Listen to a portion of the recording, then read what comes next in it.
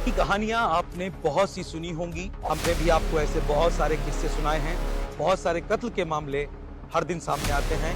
कभी पति पत्नी को मारता है और कभी पत्नी पति का कत्ल कर देती है। तो कभी आशिक और माशुका के बीच की जो नफरत होती है वो भी जानलेवा बन जाती है। लेकिन कर्नाटक के मैसूर से जो घटना सामने आई है वो हैरान करने वाली है, क्योंकि वहां कत्ल का तरीका इतना खौफनाक और अजीब था कि सुनकर किसी भी इंसान की रूह कांप जाए।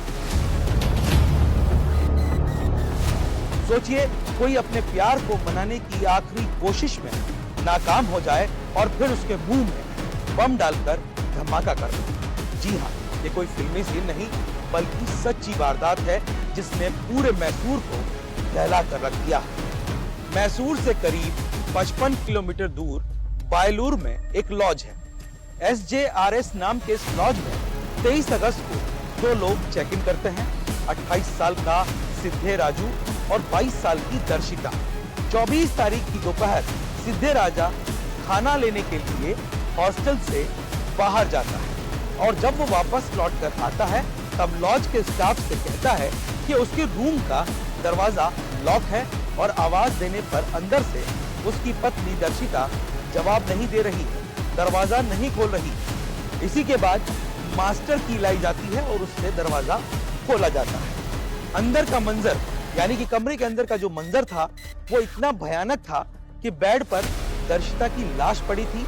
फर्श पर चारों तरफ खून था। दर्शिता का चेहरा लगभग पूरी तरह से गायब था और ये खौफनाक मंजर देखकर वहां मौजूद सभी लोग कांप उठे। फिर लॉज के स्टाफ ने फौरन पुलिस को इस मामले की खबर दी। कुछ ही देर में पुलिस मौके वारदात पर पहुंची और फिर पुलिस उस कमरे में दाखिल हुई।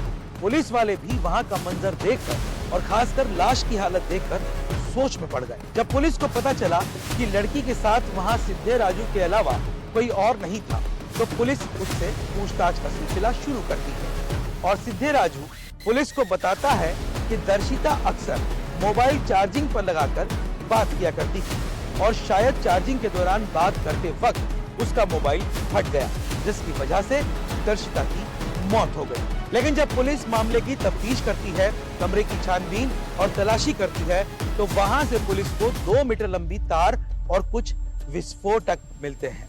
फॉरेंसिक टीम मौका वारदात पर बुलाई जाती है, जांच पड़ताल करती है तो ये साफ हो गया कि धमाका मोबाइल फटने से नहीं हुआ। जिस तरह दर्शिता का